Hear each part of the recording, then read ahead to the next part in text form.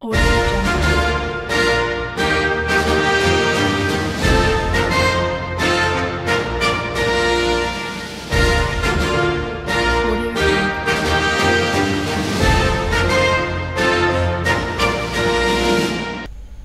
Assalamualaikum warahmatullahi wabarakatuh. Selamat datang di video yang ketiga belajar Python. Pada video kali ini saya akan belajar tentang, atau kita akan belajar tentang fungsi ya. Kita udah mengenal fungsi di video pertama, yaitu berupa fungsi input, print, dan len ya. Kalau input itu dia komputer menerima masukan, kemudian print komputer mengeluarkan output ya. Dan kemudian len itu adalah komputer menghitung berapa banyaknya karakter. Python menyediakan fungsi bawaan ya, tapi juga kita bisa membuat fungsi sendiri dalam Python, yaitu dengan cara mengetik perintah def. Kita lihat pada gambar ya. Di sini def, kemudian fungsinya salam ya. Salam fungsi itu dibarengi dengan kurung buka dan kurung tutup, kemudian titik 2. Jadi itu adalah pembuatan fungsi def dari definisi ya, definisi salam. Kemudian di bawahnya adalah blok isi dari fungsi tersebut. Itu penulisannya ada spasinya ya, menjorok ke dalam ya. Di situ ada print assalamualaikum, print hi, dan print selamat pagi. Jadi fungsi itu lebih bersifat mini program ya. Jadi mini program untuk menghindari kita melakukan penulisan program secara berulang-ulang. Nah, dari sini fungsi salam itu artinya kita bisa memerintahkan fungsi itu untuk melakukan suatu pekerjaan. Contohnya printnya itu salam, assalamualaikum, hai, atau selamat pagi.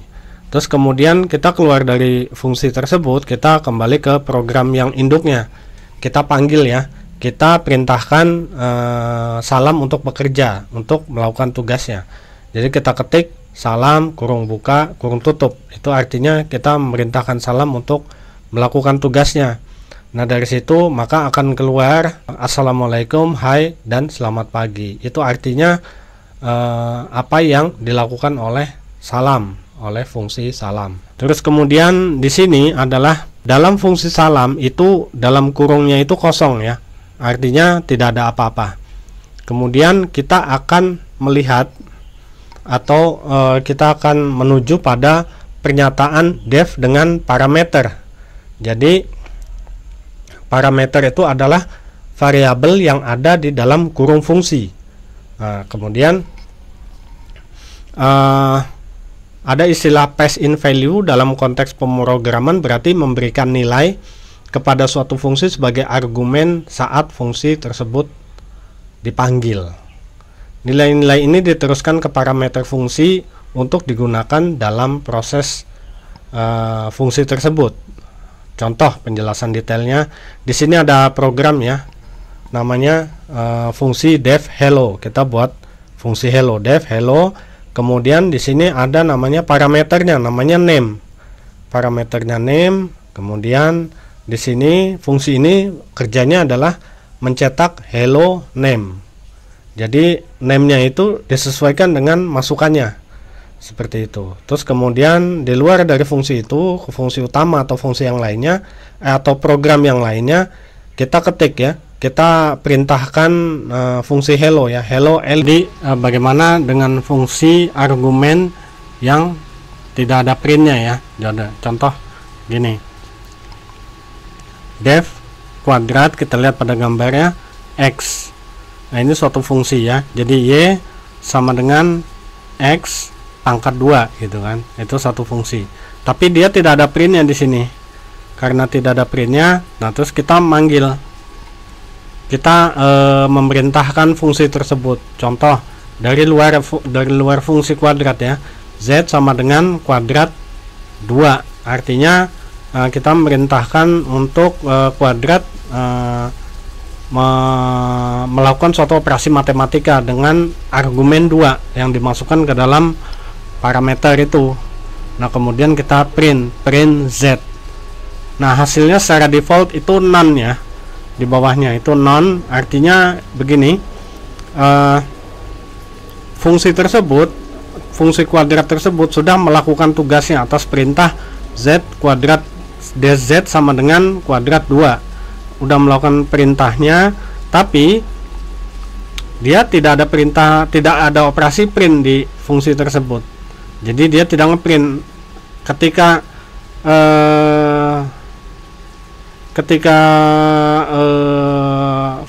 program induknya kita minta untuk ngeprint z, maka tidak ada, karena nilai dari y sama dengan x pangkat 2 itu tidak dikembalikan dari kuadrat itu ke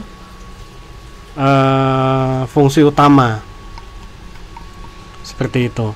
Nah, kita perhatikan di sini untuk yang gambar sampingnya, def kuadrat x ya sama dengan y sama dengan x pangkat 2 print y. Seperti itu. Kita lihat print y. Terus di bawahnya ada z sama dengan kuadrat 2, kemudian print z. Kita perhatikan bahwa dalam fungsi kuadrat itu ada perintah print y. Jadi pada saat kita perintahkan fungsi itu untuk beroperasi, maka dia akan memunculkan angka 4 print y, x kuadrat sama dengan 4. Jadi ada print y. Tapi itu dilakukan di fungsi tersebut. Nah, ketika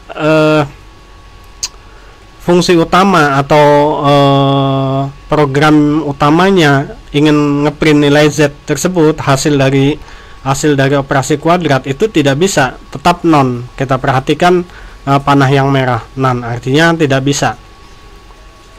Itu kenapa tidak bisa? Karena fungsi kuadrat tersebut tidak mengembalikan nilai. Artinya dia sudah diperintahkan untuk melakukan kuadrat, yaitu 2 pangkat 2.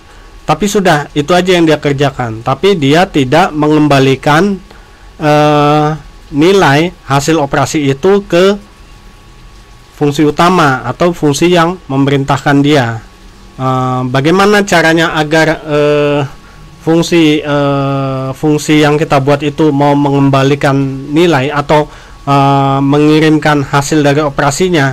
Itu ada namanya mekanisme return value dan return statement.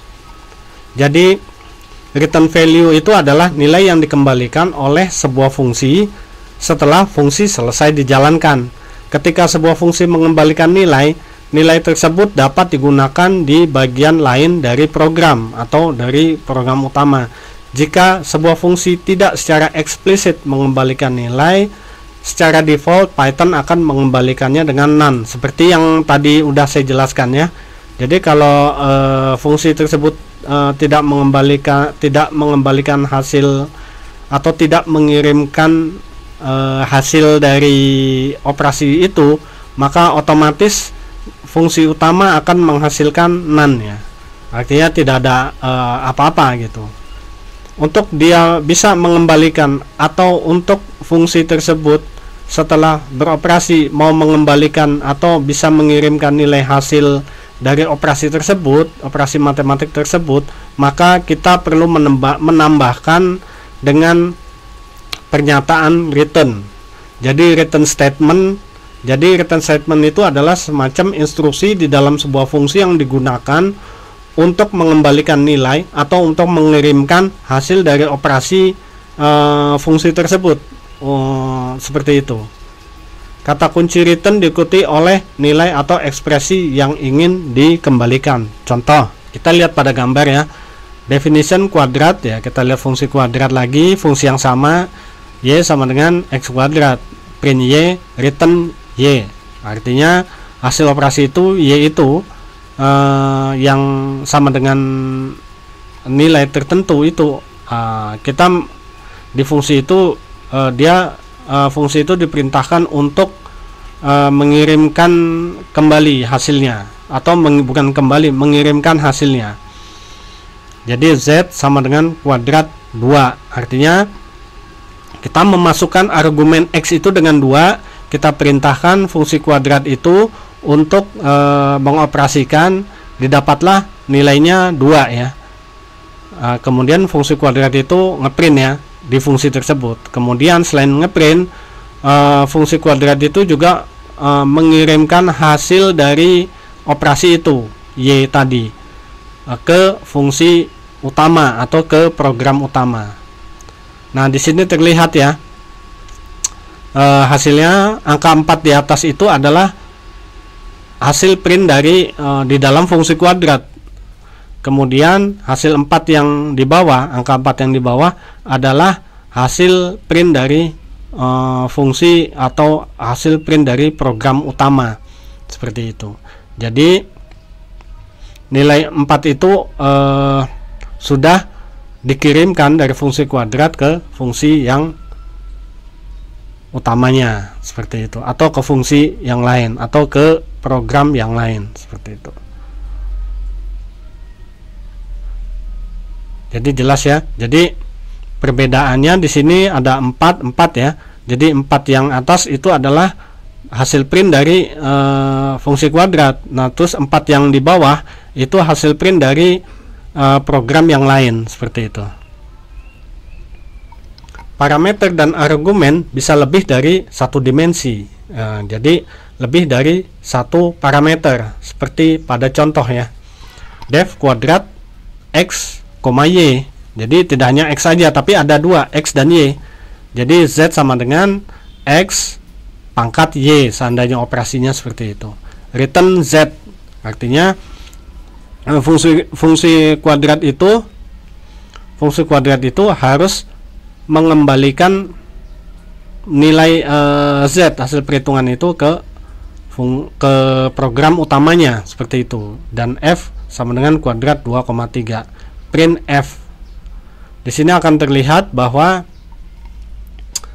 hasil print f, jadi fungsi utamanya itu atau program utamanya itu ialah yang ngeprint hasilnya. Jadi 2 pangkat 3 sama dengan 8. Oke, dari sini udah jelas ya apa itu fungsi.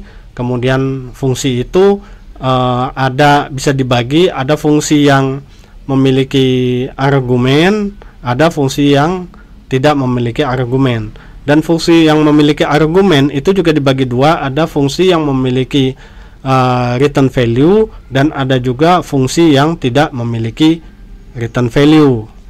Dan fungsi yang memiliki argumen juga parameternya itu bisa lebih dari satu, jadi bisa 2, bisa 3, bisa 4 dan seterusnya. Oke, kita ke topik selanjutnya, yaitu cangkupan lokal dan global atau local and global scope. Parameter dan variabel dalam sebuah fungsi yang dipanggil dinamakan lingkup lokal atau local scope dalam fungsi tersebut. Nah, variabel yang di luar fungsi dikatakan berada dalam lingkungan global. Variabel yang berada dalam lingkungan lokal disebut variabel lokal. Sedangkan variabel yang berada dalam lingkup global disebut global variable atau variabel global. Sebuah variabel harus menjadi salah satu di antara keduanya. Jadi satu variabel itu tidak bisa global maupun lokal dalam waktu yang bersamaan. Variabel tidak menjadi lokal dan global sekaligus ya. Jadi nggak boleh seperti itu. Variabel lokal tidak bisa digunakan oleh variabel oleh lingkup global ya. Contoh pada program di bawah ini. Contoh def beli telur. Itu adalah fungsi beli telur ya. Di situ ada telur sama dengan 25. Telur itu dalam fungsi tersebut, telur itu adalah variabel lokal. Oke. Kemudian dari situ kita kembali ke program utama. Kita perintahkan beli telur. Kita ketik beli telur agar dia bekerja. Terus kemudian udah selesai, kemudian kita print telur. Itu tidak bisa. Jadi hasilnya akan error ya, karena fungsi utama itu tidak mengenal variabel lokal. Jadi variabel lokal itu tidak bisa digunakan oleh lingkup global. Nah, terus kemudian coding dalam lingkup lokal suatu fungsi tidak dapat digunakan variabel yang ada di lingkup lokal lainnya. Jadi variabel dalam satu fungsi itu tidak bisa digunakan oleh variabel untuk fungsi yang lainnya. Jadi lokal variabel yang A tidak bisa digunakan oleh variabel B. Demikian juga sebaliknya, seperti itu. Contoh definition def telur seperti itu, telur sama dengan 1. Kemudian ada def, satu fungsi lagi, itu omelet. Omelet itu kita lihat daging sama dengan 1. Terus kemudian telur dadar sama dengan daging tambah telur. Telur dadar sama dengan daging tambah telur. Jadi daging yang ngambil dari variabel omelet, yang ada dalam omelet, daging, dan telurnya kita pakai variabel dari fungsi telur. Terus kemudian kita print telur dadar. Terus kemudian dari fungsi utama kita panggil omelet, maka itu akan error ya. Ini akan error seperti ini. Jadi variabel lokal telur di telur itu tidak bisa digunakan oleh variabel tidak bisa digunakan oleh fungsi omelet. Namun lingkup lokal atau dalam ruang lingkup fungsi lokal bisa menggunakan variabel global. Contoh ini definition def gudang print telur tambah 7 seperti itu. Nah itu kan kerjanya cuman dia ngeprint telur ditambah 7, telur tambah angka 7 seperti itu. Nah terus kemudian kita lihat di program utamanya telur sama dengan 40. Kemudian kita perintahkan gudang untuk beroperasi. Kita lihat gudang, maka akan terlihat bahwa gudang akan ngeprint telur. Jadi telurnya itu ngambil dari variabel global tanpa ada definisi terlebih dahulu. Jadi 40 tambah 7 sama dengan 47 seperti itu. Jadi apapun dia variabel lokal, setiap fungsi-fungsi itu bisa memakai variabel global. Kemudian Anda dapat menggunakan nama yang sama untuk variabel-variabel yang berada di lingkup yang berbeda ya. Contoh, kita menggunakan variabel X. Kita menggunakan nama X di variabel lokal A. Kita menggunakan juga nama X di variabel lokal B. Terus kita menggunakan nama X juga di fungsi utama atau di program yang lain. Itu bisa. Seperti contoh, kita ada fungsi sayuran ya. Sini fungsi sayuran, maka kita menuliskan variabel itu dengan X. X sama dengan kangkung. Itu X itu adalah variabel lokal dari fungsi sayuran. Kita print X ya. Terus kemudian kita lihat fungsi setelahnya. Fungsi setelahnya itu adalah buah. Itu kita lihat X sama dengan pepaya. Sama juga X. X yang ada di fungsi sayuran dan X yang ada di fungsi buah itu berbeda walaupun simbolnya sama X. Tapi itu dua hal yang berbeda. Kemudian kita print X. Terus kemudian di fungsi utama atau di program utama X sama dengan daging seperti itu. Nah, setelah itu kita panggil tuh atau kita perintahkan fungsi sayuran dan fungsi buah untuk melakukan tugasnya. Sayuran, buah, kemudian kita print X. Print X itu berarti kita ngeprint X yang daging itu ya. Yang daging akan terlihat hasilnya. Yang pertama adalah sayuran, dia akan ngeprint kangkung.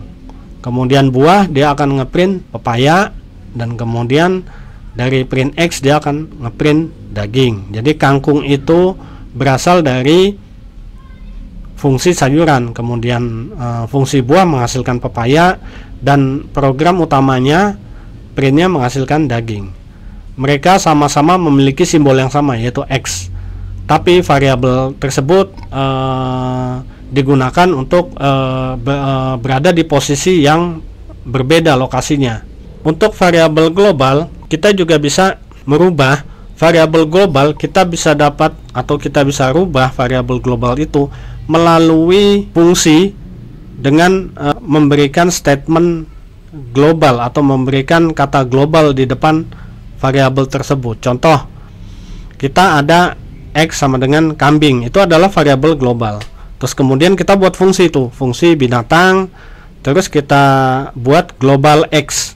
Berarti kalau kita maksud global X di dalam fungsi binatang, itu berarti adalah sama dengan X yang ada di fungsi global dengan kambing. Jadi kalau global X, kemudian X-nya kita ganti jadi kucing di dalam fungsi binatang, maka variabel global itu akan berubah dari kambing menjadi kucing. Contoh, ini seperti ini ya, X sama dengan kambing gitu ya. Kemudian def binatang global X, berarti X-nya itu kita samakan dengan variabel global. Terus kemudian X-nya kita rubah, kita bisa merubah variabel global dari dalam fungsi gitu. Kemudian X-nya sama dengan kucing, maka kalau di print, print yang pertama akan menghasilkan kambing karena belum dirubah. Terus kemudian setelah kita ketik binatang itu, maka kita memerintahkan kan binatang untuk melakukan operasinya atau melakukan pekerjaannya, yaitu merubah variabel global dari kambing menjadi kucing seperti itu. Terus kemudian kita print hasilnya kucing, bukan lagi kambing. Berarti dari fungsi kita bisa merubah variabel global, kan menghasilkan kambing karena belum dirubah. Terus kemudian setelah kita ketik binatang itu, maka kita memerintahkan kan binatang untuk melakukan operasinya atau melakukan pekerjaannya, yaitu merubah variabel global dari kambing menjadi kucing seperti itu. Terus kemudian kita print hasilnya kucing, bukan lagi kambing. Berarti dari fungsi kita bisa merubah variabel global seperti itu. Kemudian exception handling. Exception handling itu adalah gimana caranya kita mengantisipasi kesalahan dan itu bisa membuat program tidak error. Artinya program tetap berjalan, tapi kita hanya diberikan pemberitahuan bahwa programnya, input yang kita masukkan salah seperti itu. Contoh ya, contoh pembagian dengan 0. Contoh nih ya, ada fungsi pembagian X ya, definition pembagian X. Di situ fungsinya melakukan operasi Y sama dengan 100 dibagi X, kemudian print Y. Nah, dari fungsi utamanya kita lihat A sama dengan pembagian 2, kemudian B sama dengan pembagian 0, dan C sama dengan pembagian 8. Jadi dari fungsi utama itu kita memerintahkan fungsi itu untuk membagi 100 itu dibagi dengan 2, dibagi dengan 0, dan dibagi dengan 8. Nah, hasil yang kita dapat adalah pada saat A sama dengan pembagian 2 itu terlihat bahwa hasilnya 50,0 ya. 50 itu jelas ya, dia melakukan pekerjaannya sesuai dengan aturan matematik seperti itu. Tapi begitu pada variabel B sama dengan pembagian 0 gitu, maka kan Y-nya akan mengoperasikan 100 dibagi 0, maka print error ya. Nah, itu seperti terlihat di hasil print seperti ini ya, trace back, most recent, call, last, dan sebagainya. Kita lihat tulisan sini, zero division error, jadi sama dengan division by 0, jadi error, dan itu langsung hang, tidak bisa beroperasi lagi programnya seperti itu. Nah, bagaimana cara kita mengantisipasi itu? Yaitu dengan exception handling. Nah, perintahnya adalah try except. Kita lihat contoh def pembagian X. Nah, kita tulis di sini try titik 2, terus kemudian kita coba ketik yang tadi Y sama dengan 100 dibagi X, kemudian print Y, terus di sini tambahin lagi di bawahnya except zero division error, print error titik 2 invalid, dan seterusnya. Maka di sini pada saat pembagian, pada saat perintah yang pertama A pembagian dengan 2, maka dia akan menghasilkan 50. Pada saat B pembagian dengan 0, maka karena tidak bisa dibagi 0, kita menghindari. Jadi kita try except itu kita menghindari program itu berhenti. Jadi di situ ada pesan ya, error titik 2 invalid argumen. Sudah. Tapi dia langsung lanjut lagi ke pembagian yang ketiga, C sama dengan pembagian 8. Kemudian dia lanjut lagi dengan 100 dibagi 8 dan hasilnya 12,5.